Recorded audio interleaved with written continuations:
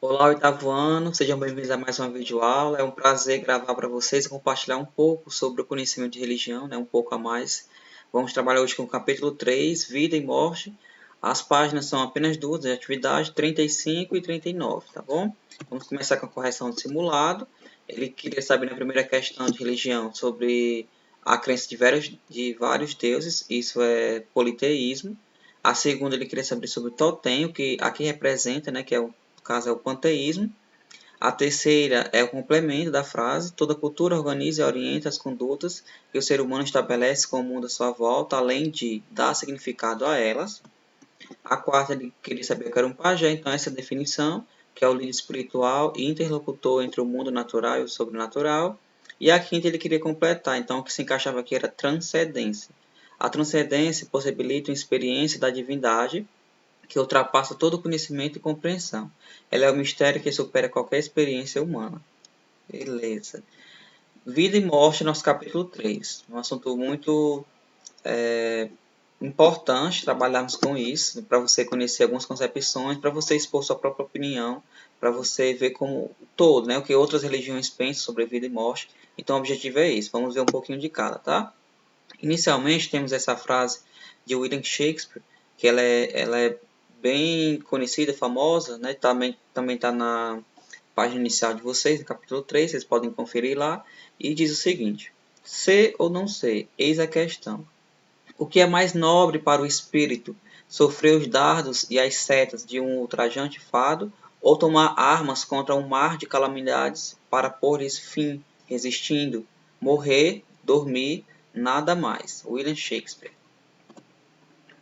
Inicialmente, tá? Entre uma vida e outra, quero que você pense. O que você pensa sobre a morte? Pense em alguns segundos, você não vai responder agora, né, obviamente, para mim, mas quero que você apenas pense e que você consiga formular sobre a morte. Quando você fala em morte, qual é a sua concepção sobre? Beleza. Cada tradição religiosa tem as próprias explicações para a morte e para a vida após a morte, bem como os rituais específicos para essa realidade. Essa aula vamos trabalhar justamente isso, que resume tudo. Trabalhar um pouco o que as religiões pensam sobre a morte, sobre pós-morte e sobre alguns rituais para essa realidade, beleza? O ponto que pode ser considerado comum entre elas é a compreensão da morte como um momento de passagem. Vocês vão ver aqui que são diferentes as concepções sobre a morte, mas o que existe de comum é que as religiões imaginam que isso é uma passagem, é um momento onde você estava em um estágio, de uma forma, e quando acontece o ato ali da morte, muda alguma coisa. Então você passou para outro nível, outra situação, ou uma reencarnação, mas mudou algo, tá? É uma passagem. Conceitos como os de céu, inferno, salvação, ressurreição, reencarnação, samsara, dharma, karma e por aí vai. Essa concepção de passagem, ou seja, de transitoriedades à impermanência. Trata-se de uma consciência de que tudo passa, muda e se transforma. Então, todos esses termos aqui estão relacionados a isso, a uma passagem, tá? Os termos importantes que é para você ficar ligado, ó. Temos o primeiro, ressurreição. É a crença na vida eterna, sendo a morte uma passagem. O ser humano passa a viver uma nova vida em Deus. Ressurreição é isso. Tá? Você não vai voltar mais uma vez a viver da mesma forma. Não é tipo, você tem algumas vidas, você morreu, aí vai para a segunda vida, terceira vida, da mesma forma, não é isso. Reencarnação é essa crença de uma vida eterna. Para os católicos, aliás, para os cristãos, que no caso somos nós, né? Acreditamos que a nossa vida eterna será o céu e o inferno após o julgamento final. Então lá vamos renascer, vamos ressurgir, reencarnar, ressurreição. É a crença de que os espíritos, desculpa, ancestralidade. É a crença de que os espíritos dos antepassados, depois da morte, continuam presentes na vida familiar e tribal, garantindo orientação e proteção. Ancestralidade é isso. Reencarnação é a crença de que a pessoa possui um espírito que, após a morte do corpo, continuará a sua jornada até renascer novamente em outro corpo. Essa parte não é mais espiritual. A reencarnação é tudo aqui é espiritual. Você vive uma vez, ok, aí teve a sua passagem, sua morte, e a outra vida é espiritual, ou céu ou inferno, beleza? Mas aqui na reencarnação é a própria carne, a própria pessoa, não com o mesmo aspecto físico, mas com aquela, vamos supor, a mesma alma, tá? Pode ser em outro corpo, ou até mesmo em um animal, em outro ser, ela continua aquilo ali a viver, continuará, vai renascer novamente, mas só que em outro corpo. Reencarnação é isso. E, por fim, o niilismo, ele quer dizer a negação. Os niilistas, ele acredita que tudo isso daqui, nem na verdade, nem existe, porque não existe nada depois da morte. Você vive, ok, como nós estamos vivendo, mas quando chegar o dia da sua morte, vai como se ficasse um sono profundo. Você não vai perceber o que está acontecendo, não vai existir ninguém para tipo estar com você em uma fila, ou espíritos, ou vozes, ou sofrimento, ou alegria, não. Simplesmente nada, tá? O niilismo, eles acreditam nisso. Uma curiosidade, né? Tá no livro de vocês, aqui acontece no México. Essas imagens vocês veem, ó, é a presença, todos têm caveira. Isso é uma tradição, é uma festa, é um costume curioso em homenagem aos mortos. A tradição de origem indígena envolve música, danças, roupas coloridas, máscaras e altares com imagens de caveiras decoradas. É uma celebração no Dia dos Finados, aqui no Brasil, né? Dia 2 de novembro, que é o mesmo dia, e no caso é a festa dos mortos lá. E é uma festa mesmo. Agora algumas concepções, algumas religiões que tratam sobre a morte, tá? A vida e morte, né? O hinduísmo, ele possui distintas correntes, mas todas têm em comum a crença de que a vida é parte de um ciclo eterno de nascimentos, mortes e renascimentos. Nessa tradição religiosa, o objetivo maior é libertar-se do samsara, ou seja, o ciclo de reencarnações. O hindu precisa ter um comportamento reto de justiça, o dharma, para chegar ao moksha, que é a libertação desse ciclo de vida e morte, o encontro com o transcendente. Então, o limite seria para o moksha a sua fase final, onde você fez tudo de bom nas suas vidas, você conseguiu dar o melhor de si e você chegou e você não vai precisar se reencarnar mais. O que é que eles imaginam?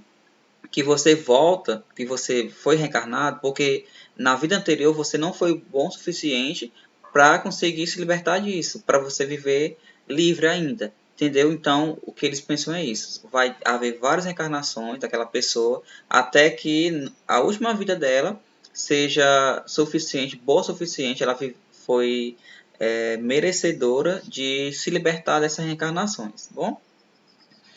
Ações boas darão frutos de recompensas, e ações más darão frutos de punições em outras reencarnações. Essa é a lei do karma. Eu acho que você já ouviu falar em karma, né? Assim, isso deve ser um karma. Deixa eu explicar um pouco. Imagina só, existe uma pessoa, vamos falar aqui um nome. Pessoa A. Pessoa A está vivendo agora, no ano de 2020. Isso na religião hinduísta, está no hinduísmo. Então, ela está sofrendo, sofreu muito. O que é que isso significa para ela? Que na vida anterior ela fez coisas ruins com alguém, ela não foi bom o suficiente. E nessa vida ela está sofrendo, está pagando. Isso é uma punição. Agora, essa pessoa é bastante feliz, está tudo bem, de saúde, sua família, tudo organizado e tudo lá. Isso é um sinal, foi um bom fruto que deu referente à vida anterior. Tá? Isso é o karma. Aí vocês podem pausar o vídeo, fazer uma leitura, isso é importante também, a questão do ritual, tá? Mas eu vou adiantar aqui por conta do tempo do vídeo. No candomblé, eles pensam assim, ó. Existe o culto aos ancestrais, ok. A morte é uma passagem para outra dimensão, em que o espírito do falecido permanecerá junto com outros espíritos de orixás. Tipo, é outra vida, mas não mais aqui na Terra. Você vai encontrar outras pessoas, vão viver lá tudo juntos, e vai ser talvez uma alegria, né, para aquelas pessoas ao reencontrarem e tudo mais. É um processo natural em que o nascimento de uma criança é o retorno de um ancestral numa visão de continuidade de vida, desde a criação do primeiro ser. Assim, por meio de rituais, lembranças, homenagens, etc., aqueles que já morreram continuam presentes na existência dos que ainda vivem. Essa crença fundamentada fundamenta a ética de valorização e cuidado da vida. Deu para entender um pouco sobre o candomblé, o que eles acreditam, né, nessa reencarnação e vai voltar para aquela família e tudo mais. Fala aqui dos ancestrais. Não é tipo o hinduísmo, que você pode nascer em qualquer outro lugar, renascer, né? Em qualquer outro lugar ou de outra forma. Aqui no candomblé é a sua própria geração, fala da sua própria geração, beleza? Nas religiões monoteístas. Monoteísta, lembrando, né, que acreditam em apenas um Deus. Aqui podemos dizer o judaísmo, o cristianismo, aqui a gente faz parte, e islamismo. Eles o que? Não acreditam no retorno da alma, na reencarnação ou transmigração, como as demais religiões orientais, indígenas e de matriz africana. Eles creem na ressurreição da única e mesma vida, sendo a morte uma passagem para a vida eterna. Ou seja, temos uma vida aqui, estamos vivendo já, e quando isso acabar, quando chegar o dia da morte, não vai ter como a gente voltar mais, não vai ter outro processo. Você vai, segundo a Bíblia, né? Aguarda o dia do juízo final, você vai para um lugar e vai esperar o julgamento, se você vai para o céu ou inferno, que isso seria sua vida eterna. Essa é a ressurreição. Vai renascer, vai se ressurgir. Que pode ser no céu, que pode ser no inferno, depende das suas condutas, depende do que você faz, das suas ações, beleza? Com algumas nuances diferentes, mas dentro da mesma lógica, as três tradições monoteístas acreditam na existência de céu e inferno como salvação e condenação, recompensa ou punição. Quanto no judaísmo, quanto no cristianismo, quanto no islamismo, essas três religiões elas veem céu e inferno, céu parte boa, inferno ruim, e você vai ser merecedor de ir para um ou para outro de acordo com as suas ações. Gente, essa foi a nossa aula sobre vida e morte. Eu sei que eu falei um pouco rápido, né? Mas é um tempo estratégico que a gente tem para cada vídeo, que você possa dar uma pausa, possa refletir, você possa ir lá no seu livro e ver as definições, né, de forma completa, de forma ampla. Isso é só o resumo. Isso vai te ajudar muito. Não pense só agora, pense futuramente. Pense no seu conhecimento, que isso um dia com certeza vai ser útil para você.